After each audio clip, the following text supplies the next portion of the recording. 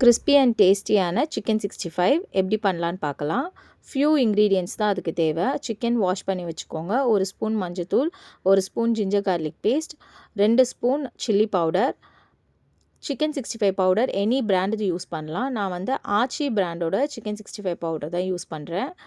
அப்புறம் சால்ட் வந்து தேவைக்கு ஆட் பண்ணிக்கோங்க.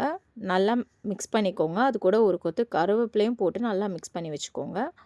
ஆயில் வந்து ஹீட் பண்ண வச்சுக்கோங்க. ஆயில் ஹீட் ஆகிற அந்த டைம் மேரினேட் பண்ணி வச்சுருக்க சிக்கனில் 3 ஸ்பூன்ஸ் ஆஃப் கார்ன்ஃப்ளவர் ஆட் பண்ணி நல்லா மிக்ஸ் பண்ணிக்கோங்க.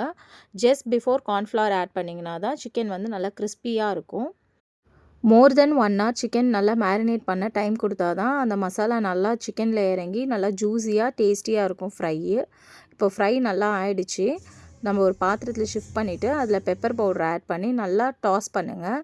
டாஸ் பண்ணி சர்வ் பண்ணிங்கன்னா டேஸ்டியான சிக்கன் 65 ரெடி.